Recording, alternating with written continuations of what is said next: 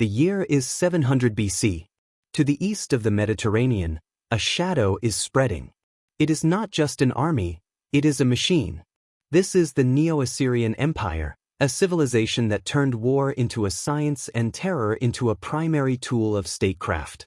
While other nations fought for land or resources, the Assyrians fought for total, psychological dominance. They were the first to master the use of iron. While their enemies brandished bronze, a metal that shattered upon impact, the Assyrian infantry carried iron-tipped spears and wore iron-scaled armor. They were the first to deploy a professional standing army, soldiers whose only job was to kill. They didn't go home for the harvest. They stayed on the march year after year. But it wasn't just their weapons that terrified the ancient world, it was their psychological warfare. The Assyrians didn't just defeat you, they made sure no one else would ever dare to try. Their kings, men like Ashurnasirpal and Sennacherib, left behind stone reliefs boasting of their cruelty. They spoke of flaying enemy leaders alive, of piling skulls into pyramids outside city gates, and of the mass deportation of entire populations to break their spirit. Their siegecraft was centuries ahead of its time. If you hid behind walls, they brought massive wooden towers and iron-headed battering rams. If you tried to starve them out, they redirected rivers to flood your streets. To the people of the ancient Near East, the sound of Assyrian chariot wheels wasn't just the sound of an army, it was the sound of the end of the world. For 3 centuries, they were the kings of the world. But terror has a price. By 612 BC, the world had had enough. A coalition of Medes and Babylonians rose up, fueled by centuries of repressed rage, and burned the capital of Nineveh to the ground. The empire that lived by the sword died by it so completely that within a generation, the very location of their cities was forgotten by history. The Assyrians proved that you can build a world on fear, but you can never make it last. In the frozen steppes of Central Asia, a storm was brewing that would rewrite the map of the world. Before he was Genghis Khan, he was Temujin, a man who saw his father murdered and his family cast out to starve.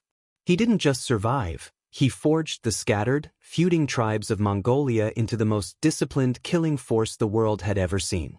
The Mongol army was a blur of motion. Every soldier was a horseman, and every horseman was a master of the composite bow, a weapon that could pierce armor from 300 yards away. They could travel 70 miles a day, outmatching any army in Europe or Asia. They were the first to use human shields and biological warfare, catapulting plague-infested corpses over city walls to let disease do the work of the sword, but their greatest weapon was the calculated terror. Genghis Khan offered a simple choice: surrender and pay tribute, or resist and be erased. When the city of Merv resisted, the Mongols didn't just kill the soldiers. They executed nearly every man, woman, and child, leaving only small groups of survivors to flee to the next city and tell the tale. This wasn't mindless violence, it was a strategy. By the time the Mongol banners appeared on the horizon, most cities were defeated by the mere thought of what was coming. They shattered the Great Wall of China, crushed the powerful Khwarezmian Empire, and annihilated the knights of Europe at the Battle of Mohi. Their reach spanned from the Pacific Ocean to the gates of Vienna. They created the Pax Mongolica, a period where a person could walk from one end of Asia to the other with a gold plate on their head and never be harmed, because the fear of the Khan's retribution was absolute. The Mongol Empire was a paradox, a trail of blood that led to a world of trade, science, and the first global postal system. They proved that a nomadic people once dismissed as barbarians could bring the greatest civilizations of the earth to their knees through a combination of meritocracy, speed, and a reputation for ruthlessness that still echoes today. When the great Khan spoke, the world listened, not out of respect, but because they knew the alternative was silence. In the heart of modern-day Mexico, a city of gold and blood rose from the middle of a lake. This was Tenochtitlan, the capital of the Aztec Empire. While other empires built their power on trade or land, the Aztecs built theirs on a blood tax. To them, war wasn't just a political necessity, it was a cosmic obligation. They believed that if the sun wasn't fed with human hearts, the world would literally go dark. This belief created a military unlike any other in history. Aztec warriors didn't fight to kill, they fought to capture. Their primary weapon, the macuahuitl, a wooden club studded with razor-sharp obsidian blades, was designed to maim and disable rather than deliver a clean death. The more high-ranking prisoners a soldier brought back, the higher he rose in the social hierarchy, eventually joining the elite eagle or jaguar warrior societies. The Aztecs perfected a unique form of ritualized combat called the Flowery Wars. These were prearranged battles between the Aztecs and their neighbors, fought not for territory, but specifically to gather thousands of victims for sacrifice. To their enemies, the sight of an Aztec army wasn't just a threat of defeat, it was a threat of being marched up the steps of the Great Pyramid to have your heart cut out while still beating. Psychological warfare was built into their very appearance. Elite warriors wore suits of feathers and animal skins, transforming into predatory gods on the battlefield.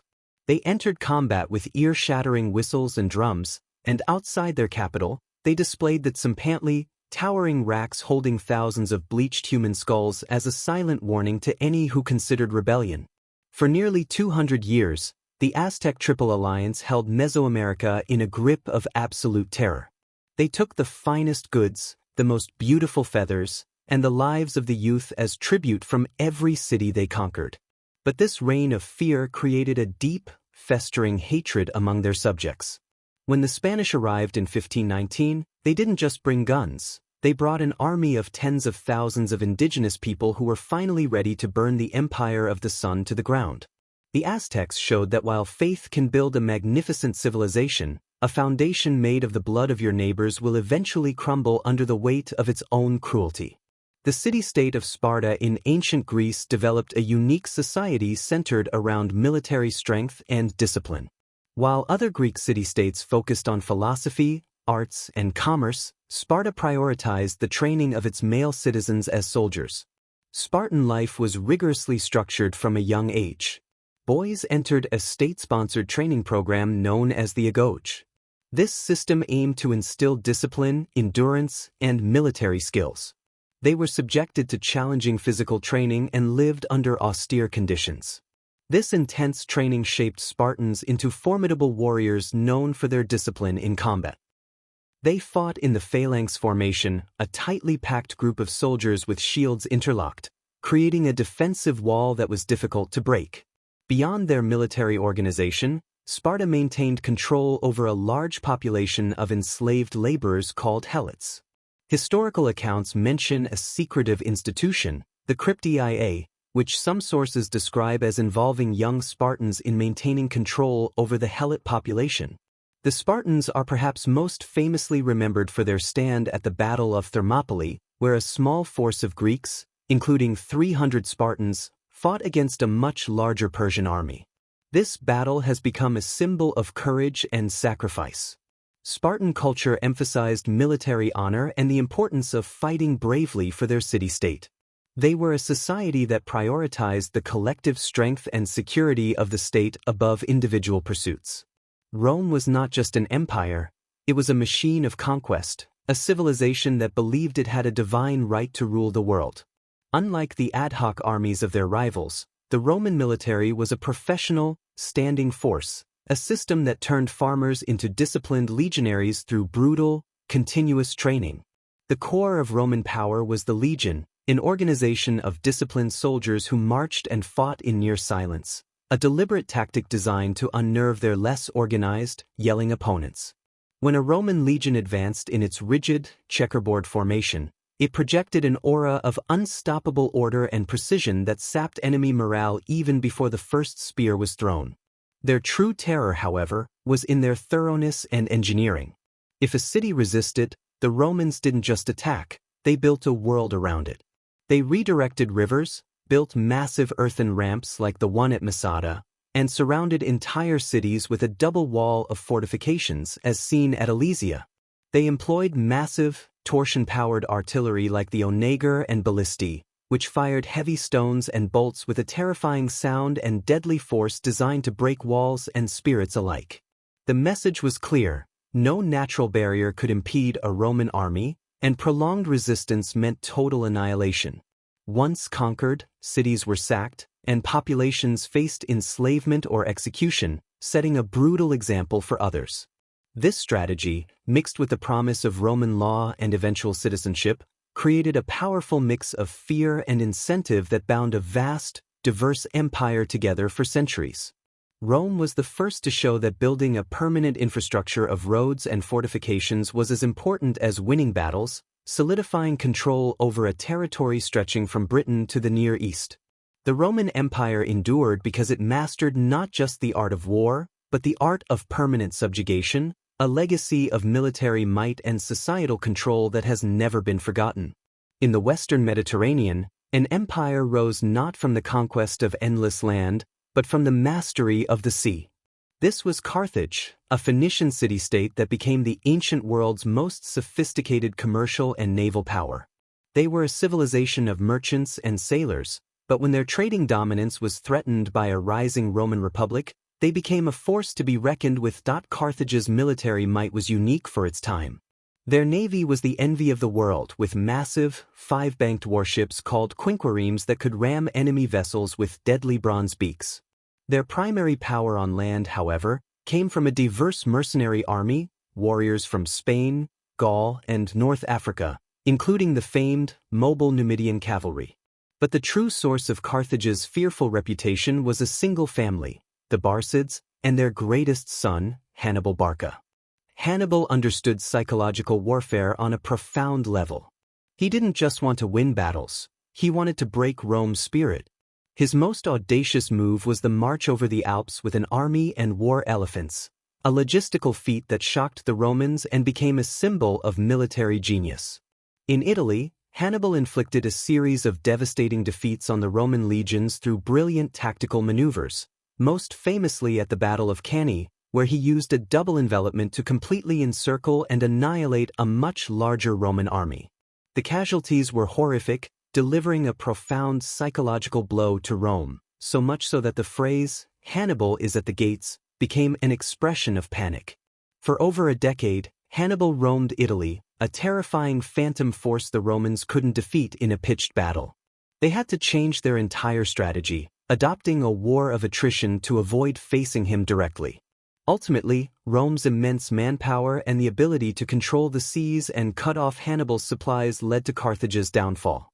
After the final defeat at the Battle of Zama and the Third Punic War, the Romans, driven by a deep-seated fear and hatred, completely destroyed the city of Carthage, erasing it from the map. Carthage demonstrated that brilliant leadership and a masterstroke of strategy could bring even the greatest emerging superpower to its knees, leaving a legacy defined by the genius of Hannibal and the total, unforgiving destruction meted out by their terrified enemy. Around 550 BC, a new power rose in the Iranian plateau, one that would create the largest empire the ancient world had yet seen. This was the Achaemenid Empire, a vast realm that controlled an astonishing 44% of the world's population at its peak. Its power lay in its size, its organization, and a system of control that was as sophisticated as it was imposing. The Persian military was a professional, standing army, a force organized on a decimal system, units of 10, 100, 1,000, and the famous corps of 10,000 elite heavy infantry known as the Immortals. The name itself was a piece of psychological warfare. A fallen soldier was instantly replaced, making the unit appear to their enemies as a boundless, unkillable force. Their true military genius, however, was in logistics and scale.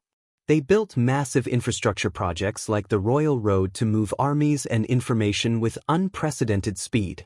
When they went to war, they drank rivers dry, with the sheer number of soldiers, support personnel, and baggage trains. The sight of a Persian army was overwhelming not just for the soldiers, but for the entire civilian population in its path, who were forced to provision the approaching force for months in advance. Unlike some brutal predecessors, the Achaemenids had a pragmatic form of control. Once a population was conquered, they were allowed to keep their own customs, religions, and local leaders, provided they remained loyal and paid their taxes. This policy of tolerance and indirect rule often made them appear as liberators rather than occupiers, which helped maintain stability across their vast empire. However, resistance was met with immense force and strategic deportation of populations to break up potential rebellions. This combination of overwhelming military capacity and sophisticated governance gave the Achaemenids a terrifying, yet stable, hold on the ancient world for over 2 centuries, until they were eventually conquered by Alexander the Great in 330 BC. The Persian Empire showed that true dominance wasn't just about winning battles, but about building a system so efficient and vast that rebellion seemed futile. The British Empire was not a single, continuous entity like the Romans or the Persians, but a global network of power that spanned centuries and literally claimed that the sun never sets on its territory. Its dominance was unique in history because it was built not just on armies, but on total naval supremacy and the revolutionary power of the Industrial Revolution. The true source of Britain's fear factor was the Royal Navy. For 2 centuries, no other nation could challenge them at sea. The sight of a British man-o'-war on the horizon meant that trade could be choked off, coastal cities could be bombarded with impunity, and troops could land anywhere on Earth without warning. This, Pax Britannica, was enforced globally by cannons and iron discipline. On land, the British forces weren't always the largest, but they were professionals armed with the best technology of their age. The thin red line of disciplined infantry, armed with reliable muskets, and later, the repeating rifles and Maxim guns of the late 19th century, mowed down opponents from indigenous warriors in Africa to the Zulus at Rorke's Drift and the Mahdists in Sudan. The technological gap between the British Army and most of their colonial opponents was vast and terrifying, but their power went beyond the battlefield.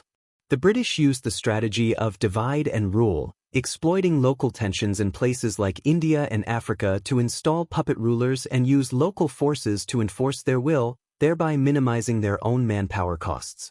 They were masters of bureaucracy and infrastructure, building railways, telegraph lines, and canals like the Suez to rapidly project force and extract resources.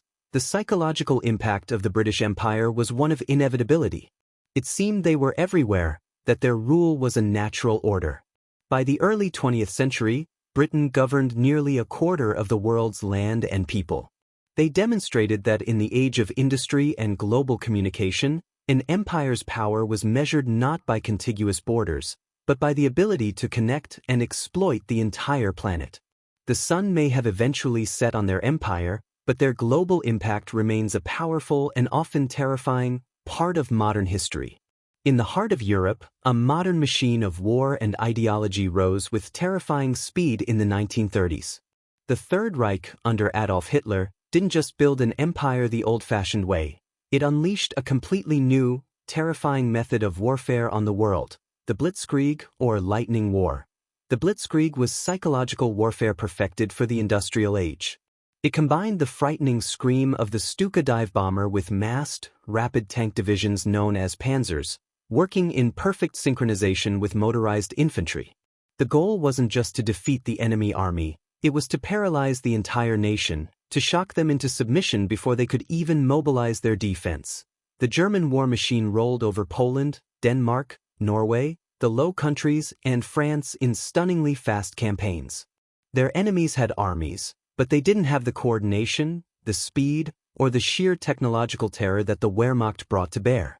The fall of Paris in just 6 weeks was a shock to the world, a testament to a military machine operating with ruthless, terrifying efficiency. Beyond the battlefield, the terror of the Third Reich was ideological. It was an empire built on a foundation of racial hatred and the systematic, industrial-scale murder of millions in the Holocaust. The secret police, the Gestapo, and the SS created a climate of fear and suspicion that extended to every corner of their occupied territories and even within Germany itself. They demonstrated the horrific power of a modern state when all moral constraints are removed. For a few short years, the swastika flew over most of Europe, a symbol of a regime that sought to dominate the continent through a combination of military genius, technological superiority, and unprecedented cruelty.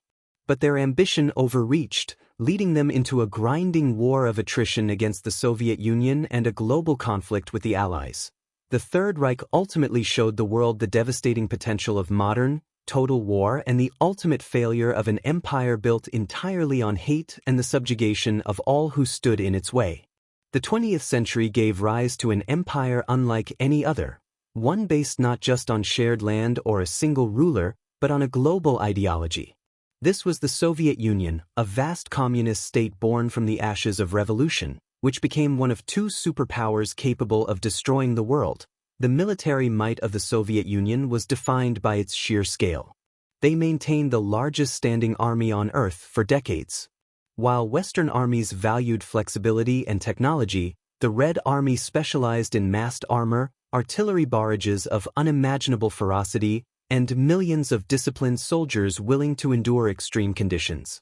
The sight of thousands of Soviet tanks rolling across the North European plain was the stuff of nightmares for NATO strategists. Their power projection went hand in hand with an atmosphere of pervasive state control and secrecy. The KGB, the state security apparatus, was a silent, terrifying force that operated both within the USSR and internationally. Dissidents vanished, information was tightly controlled, and a climate of suspicion ensured that the state's will was absolute. This internal terror mirrored the external threat the USSR posed to the rest of the world. The ultimate terror, however, was the atomic bomb. The Soviet Union became a nuclear superpower, entering into a deadly arms race with the United States. They didn't just terrorize local enemies, they held the entire planet hostage. The doctrine of mutually assured destruction meant that any direct conflict between the superpowers would result in the end of human civilization. The fear of a Soviet first strike hung over the world like a mushroom cloud for 50 years. The Soviet Empire used proxy wars, ideological subversion, and massive military parades in Red Square to project an image of unstoppable communist destiny. They demonstrated how an empire built on a single, global idea, backed by industrial might and the ultimate weapon, could terrify the world without ever truly going to a direct war with its main opponent. The Soviet Union may have collapsed in 1991, but the legacy of that global standoff remains a powerful chapter in the history of fear and power. In the 8th century, a new dynasty overthrew the Umayyads and ushered in the golden age of Islamic civilization. This was the Abbasid Caliphate, an empire of immense wealth, learning, and military power that stretched from North Africa to the borders of India. While other empires were defined purely by conquest, the Abbasids' true strength was a blend of high culture, administrative genius, and a formidable professional army. The Abbasid military was a sophisticated machine centered around highly disciplined, professional soldiers, particularly their elite cavalry and infantry units recruited from Central Asia, known as Mamluks. This standing army was loyal only to the caliph and was housed in massive garrison cities, the greatest of which was the new capital, Baghdad, the city of peace, a massive, circular metropolis designed for administration and defense. The caliphate projected its power through a vast and efficient bureaucracy. A complex system of diwans, or government departments, managed everything from tax collection to the state postal service, which also functioned as the caliph's intelligence network. Spies and informants were everywhere, reporting directly to the capital. This all-seeing, all-knowing administrative state created a pervasive sense of order and control, where dissent was quickly identified and brutally crushed. To its enemies in the Byzantine Empire and beyond, the caliphate was a terrifying force of unified, faithful warriors and endless resources. They conducted annual raids known as the Sa'ifa deep into Byzantine territory, bringing back immense wealth and securing their borders with a show of overwhelming force. But the Abbasid terror was pragmatic, not just brutal. Their power allowed for the Pax Islamica, a period of unprecedented trade and intellectual flourishing. Scholars from all over the world translated Greek, Persian, and Indian texts into Arabic, leading to breakthroughs in science, mathematics, and medicine that would later fuel the European Renaissance. The Abbasids showed that the most enduring empires terrify their enemies with their military might, but maintain internal control through a combination of cultural brilliance, sophisticated administration, and a quiet, all-seeing intelligence network that makes the state feel both magnificent and inescapable. In the dense jungles of Mesoamerica, a civilization flourished for centuries, a complex network of powerful, independent city-states. Unlike a unified empire, the Maya world was a volatile landscape of shifting alliances and brutal rivalries, where warfare was a constant, deeply ritualized fact of life. Maya warriors were formidable, skilled in ambush tactics, guerrilla warfare, and hand-to-hand combat using obsidian-studded clubs called macuahuitl and spear throwers known as atlotls. Their military prowess was tied directly to their social status. Elite warriors were celebrated for their feats on the battlefield. But the true terror was the primary goal of their warfare: capture, not killing. Kings and nobles fought fiercely to take high-ranking prisoners from rival cities. These captives were then subjected to public humiliation and brutal ritual sacrifice, a core part of Maya religious belief.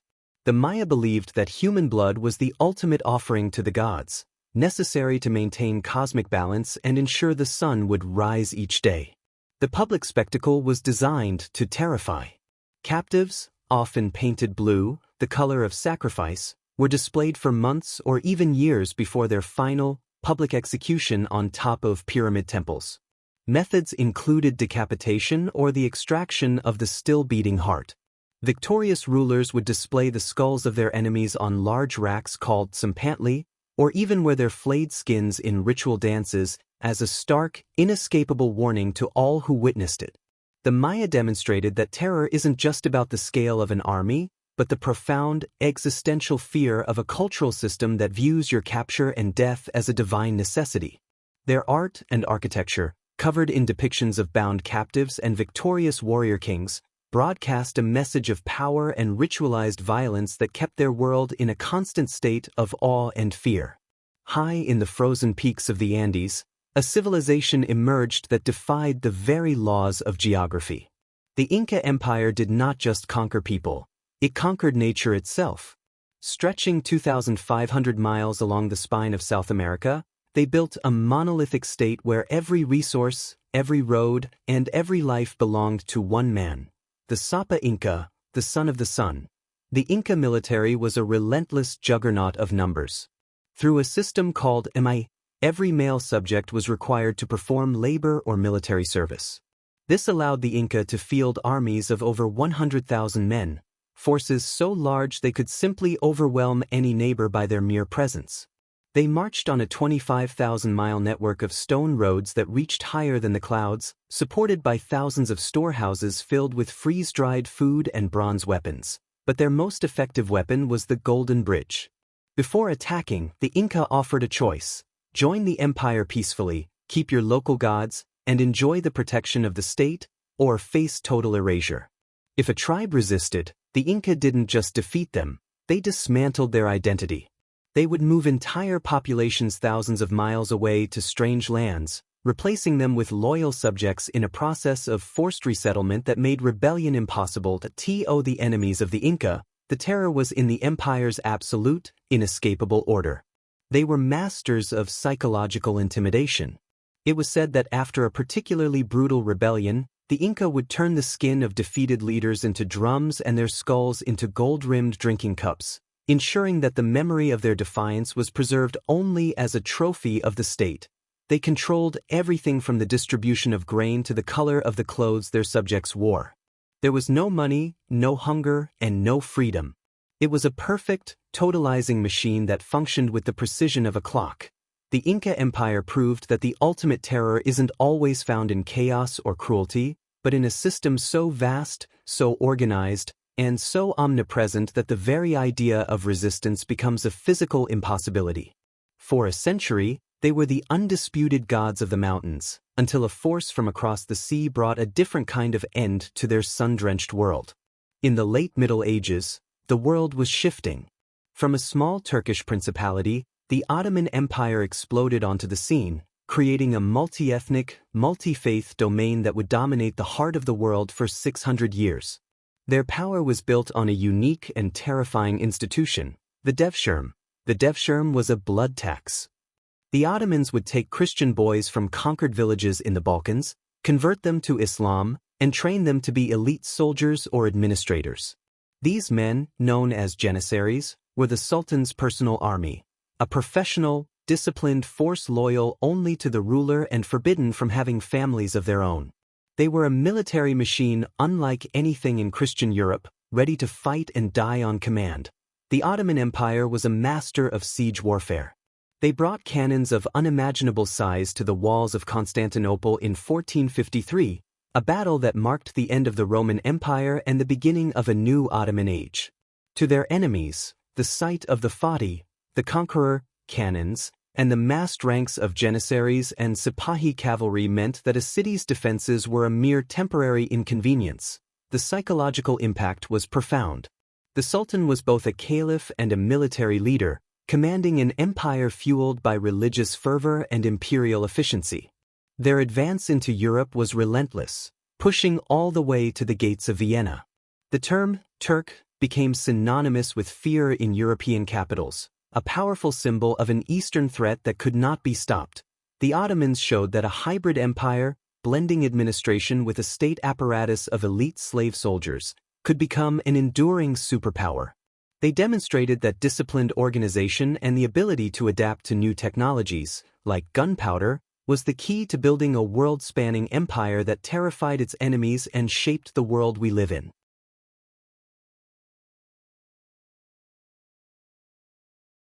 In the early 19th century, a leader named Shaka emerged in the region of southern Africa. He consolidated various groups and established the Zulu kingdom, which became a dominant force. Shaka Zulu is recognized for introducing key military reforms. He standardized weaponry, favoring a shorter, stabbing spear called the Ikwa for close-quarters combat. He also developed the buffalo horns formation, a tactical approach designed to encircle opponents.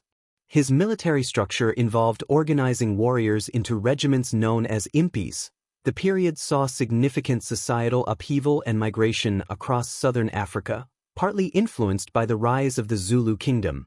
The Zulu kingdom eventually came into conflict with the British Empire. A notable engagement occurred at the Battle of Isandlwana, where the Zulu forces achieved a significant victory against British troops. However, the conflict ultimately led to the decline of the independent Zulu kingdom. The history of the Zulu kingdom highlights the impact of leadership, military innovation, and societal organization in the context of 19th-century southern Africa. In the dense, humid jungles of modern-day Cambodia, there once stood a city that dwarfed everything in the medieval world. This was Angkor, the heart of the Khmer Empire. While Europe was trapped in the Dark Ages, the Khmer built a sprawling metropolis of 1 million people, fueled by a mastery of water that made them appear like gods of the earth. The Khmer didn't just adapt to the landscape, they bent it to their will. They constructed massive reservoirs, or barrages, so large they can be seen from space today. This wasn't just for farming, it was a weapon. By controlling the water, they controlled the food supply of an entire region, forcing neighboring tribes into a state of total dependency. But when diplomacy failed, the Khmer unleashed a military force that was the nightmare of the jungle. Their primary weapon was the war elephant, massive, living tanks protected by bronze armor and carrying crews of archers and spearmen. To an infantryman on the ground, the sight of a line of Khmer elephants crashing through the treeline was the ultimate psychological shock. They were the first to mount massive, double-bowed catapults on the backs of these beasts, creating a mobile artillery force that could shatter enemy formations before the first sword was even drawn. The Khmer kings, the Devarajas or God Kings, built temples like Angkor Wat, not just as places of worship, but as symbols of their eternal power. The sheer scale of their stone monuments sent a clear message to any visitor. A king who could move mountains of stone could just as easily crush a kingdom of men. For 600 years, the Khmer dominated Southeast Asia, from Vietnam to the borders of Burma. They proved that an empire's greatest strength isn't just its weapons, but its ability to engineer its environment into a machine of total control. They were masters of the earth and the water, a civilization so grand that even after they vanished, their stone cities remained as a haunting reminder of a power that once seemed invincible. In the late 4th century AD, from the vast, unknown steppes of Central Asia, a force emerged that seemed less like a human army and more like a natural disaster. They were the Huns, a confederation of nomadic warriors who rode with such speed and brutality that European chroniclers believed them to be the spawn of witches and demons. Their reputation alone preceded them like a plague wind. The Huns were the masters of mounted archery. They lived on horseback, ate on horseback, and fought on horseback, their bows powerful enough to pierce Roman armor. They attacked with a horrifying feigned retreat maneuver, where they would charge, turn to flee, draw their enemies into a disorganized pursuit, and then suddenly turn around to unleash a storm of arrows, annihilating the confused infantry. Their greatest weapon was pure, unadulterated terror.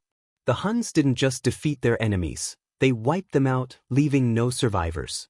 Stories spread throughout Europe of their savagery, of their facial scars, their disregard for traditional settled life, and their utter lack of mercy.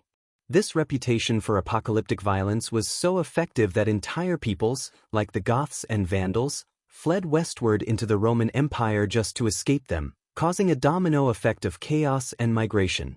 Under their most famous and feared leader, Attila, the Scourge of God, the Huns built a temporary empire that stretched across Central Europe. Attila didn't use an official capital. His power was wherever his tent was pitched. He extorted vast amounts of gold from the Eastern Roman Empire, forcing them to pay massive tributes just for the privilege of not being attacked. He was a master of psychological warfare, making emperors and kings tremble at his demands. The Huns proved that an empire doesn't need cities, roads, or permanent borders to terrify the world. They showed that an army of seemingly limitless speed, total ruthlessness, and a terrifying, unified purpose could shatter the most established powers on Earth in a whirlwind of fire and arrows. They appeared like a storm, reshaped the continent in blood, and vanished almost as quickly as they came, leaving behind a legacy of absolute, primal fear. From the cold, jagged fjords of the north, a new terror descended upon Europe in the late 8th century. They were the Vikings, not an empire of unified borders, but a decentralized explosion of maritime raiders who turned the ocean into a highway for conquest. To the monks of England and the kings of Francia, they weren't just men, they were seen as a divine punishment from God. The Vikings' greatest technological advantage was the longship. These shallow draft vessels were engineering marvels that could navigate both the open ocean and shallow rivers, allowing warriors to strike hundreds of miles inland. They pioneered maritime blitzkrieg, appearing out of nowhere to sack a wealthy monastery or town and vanishing before a local lord could even raise a banner. Their warfare was psychological as much as physical. Viking religion promised a seat in Valhalla to those who died in combat, creating a class of warriors who did not fear death, but embraced it. This fearlessness birthed the Berserkers, elite shock troops who allegedly entered a trance-like fury, fighting with such reckless aggression that they appeared inhuman to their enemies. The Vikings used theatrical violence to ensure compliance. During the siege of Paris in 845, the chieftain Ragnar reportedly hanged over 100 prisoners in full view of the city walls to break the defenders' morale. Their reputation for brutality was so effective that many coastal populations simply abandoned their valuables and fled at the mere sight of dragon-headed prows on the horizon. Beyond the raids, they were masters of divide and rule, taking advantage of decentralized European kingdoms to extort Danegeld, massive payments of silver in exchange for not attacking. They established trade hubs from Dublin to Kiev, connecting the Silk Road to the North Atlantic and permanently altering the DNA and languages of the nations they touched. The Viking Age proved that an empire of the sea could be just as terrifying as one of the land. They showed that with enough speed, a terrifying reputation, and a culture that glorified death in battle, a few boatloads of warriors could bring the greatest kingdoms of the Middle Ages to their knees. In the early 16th century, a new power swept down from Central Asia and crashed into the Indian subcontinent. This was the Mongol Empire, an Islamic dynasty founded by Babur, a descendant of Genghis Khan and Timur. The Mughals brought with them a sophisticated blend of Persian culture, military genius, and the decisive power of modern gunpowder warfare that would dominate India for over 300 years. The true source of Mughal dominance was their masterly use of artillery and musketry. Unlike many Indian kingdoms that relied on traditional cavalry and war elephants, the Mughals integrated cannons and matchlock rifles as the core of their army. At the First Battle of Panipat in 1526, Babur used innovative tactics, combining massed cannons with mobile cavalry, to annihilate a force 10 times his size, proving that technology and tactics trumped sheer numbers. The Mughal army became an overwhelming force. It was a vast, professional machine managed by an intricate bureaucratic system called the Mansabdari system, which organized everyone from the lowest soldier to the highest general and ensured loyalty to the emperor. Their armies were a spectacle of power, hundreds of thousands of men, thousands of elephants, and a moving artillery park that could lay siege to virtually any fortress in India. The psychological impact of the Mongol Empire was one of grandeur and absolute power. Emperors like Akbar, Shah Jahan, and Aurangzeb commissioned architectural marvels like the Taj Mahal, not just as monuments of beauty, but as symbols of imperial authority and infinite resources. Their courts were centers of immense wealth, art, and science, projecting an image of an unstoppable, divine rule. To their enemies, the Moguls were terrifying for their ability to bring overwhelming force to bear at any time. They didn't just conquer, they integrated. They established a complex, stable administration that collected taxes efficiently and maintained order across a subcontinent of diverse religions and languages. The Mongol Empire demonstrated that the combination of cutting-edge military technology, sophisticated administration, and a culture of grand spectacle could create an enduring, world-class empire that terrified its enemies with both the sword and the pen. In the ancient Near East of the Bronze Age, an empire arose in Anatolia, modern-day Turkey, that rivaled the power of Egypt and Babylon. This was the Hittite Empire. While their neighbors were fighting with bronze, a softer metal that easily bent or shattered, the Hittites held a closely guarded secret that would change warfare forever: the mastery of iron. The Hittites were pioneers of the Iron Age. Their iron weapons were sharper, stronger, and more durable than any bronze sword or spear wielded by their enemies. This technological advantage gave them a terrifying edge on the battlefield, making them seem almost invincible to their opponents. Their military strategy centered on the chariot. Hittite chariots were heavy and sturdy, designed to carry a crew of 3, a driver, a warrior, and a shield-bearer. They were used as heavy shock troops, not just as mobile firing platforms. The Hittite charioteers would smash into enemy infantry formations, breaking their lines and causing chaos, a tactic that paralyzed their opponents with fear and confusion. The Hittite kings were powerful figures who commanded a disciplined, professional army. They were masters of fortification, building massive, impenetrable stone walls around their capital of Hattusa and other key cities. This made them nearly impossible to defeat through traditional siege warfare, projecting an image of enduring power and security. Their greatest military confrontation was the Battle of Kadesh against the Egyptians in 1274 BC, the largest chariot battle in history. The result was a bloody stalemate, forcing the two superpowers to acknowledge each other's strength and sign the first recorded peace treaty in history. This act of diplomacy was a testament to the Hittites' power. They were a force that even the mighty pharaoh Ramses II had to respect. The Hittites proved that an empire could terrify its enemies not just through brute force, but through technological innovation and military discipline. They demonstrated that the mastery of a single metal, iron, could reshape the balance of power in the ancient world and secure their place in history as a formidable and sophisticated superpower of the Bronze Age. The year is 700 BC. To the east of the Mediterranean, a shadow is spreading. It is not just an army, it is a machine. This is the Neo-Assyrian Empire, a civilization that turned war into a science and terror into a primary tool of statecraft. While other nations fought for land or resources, the Assyrians fought for total, psychological dominance. They were the first to master the use of iron. While their enemies brandished bronze, a metal that shattered upon impact, the Assyrian infantry carried iron-tipped spears and wore iron-scaled armor. They were the first to deploy a professional standing army, soldiers whose only job was to kill. They didn't go home for the harvest. They stayed on the march year after year. But it wasn't just their weapons that terrified the ancient world. It was their psychological warfare. The Assyrians didn't just defeat you, they made sure no one else would ever dare to try. Their kings, men like Ashurnasirpal and Sennacherib, left behind stone reliefs boasting of their cruelty. They spoke of flaying enemy leaders alive, of piling skulls into pyramids outside city gates, and of the mass deportation of entire populations to break their spirit. Their siegecraft was centuries ahead of its time. If you hid behind walls, They brought massive wooden towers and iron-headed battering rams. If you tried to starve them out, they redirected rivers to flood your streets. To the people of the ancient Near East, the sound of Assyrian chariot wheels wasn't just the sound of an army, it was the sound of the end of the world. For 3 centuries, they were the kings of the world. But terror has a price.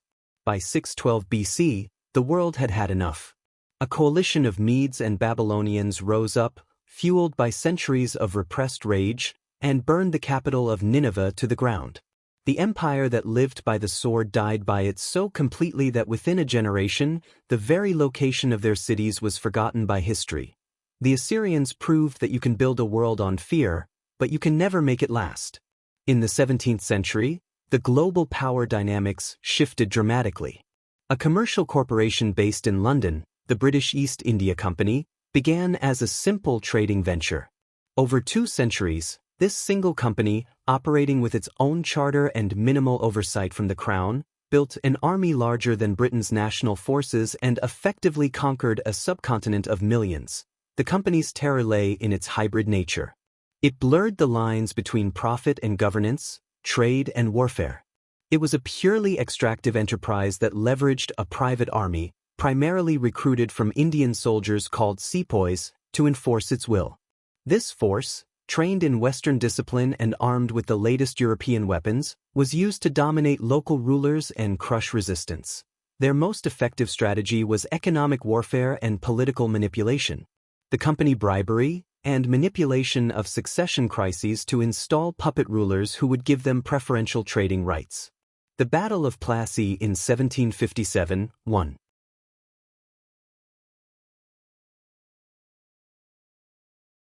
In the 10th century, a new power rose from North Africa, challenging the established Islamic world and the Byzantine Empire. This was the Fatimid Caliphate, a dynasty that claimed descent from the Prophet Muhammad's daughter, Fatima, and established a empire with imperial ambitions that rivaled Baghdad. The Fatimids did not just build an empire on land, they mastered the sea. Their powerful navy was the terror of the Mediterranean. With Europe and the Byzantine Empire, they captured Sicily, challenged Byzantine naval supremacy, and projected a military force that ensured control over vital trade routes. South of Egypt, along the fertile banks of the Nile, a powerful, sophisticated African kingdom flourished for centuries. This was the Empire of Kush, a civilization that, at its peak, was so strong that its kings conquered their northern neighbor and ruled all of Egypt as the 25th dynasty of the pharaohs. The Kushite Empire was a formidable force built on wealth and military prowess. They controlled the trade routes for gold, ivory, and exotic goods flowing from the heart of Africa to the Mediterranean world. This wealth fueled a powerful state and a professional army that was feared throughout.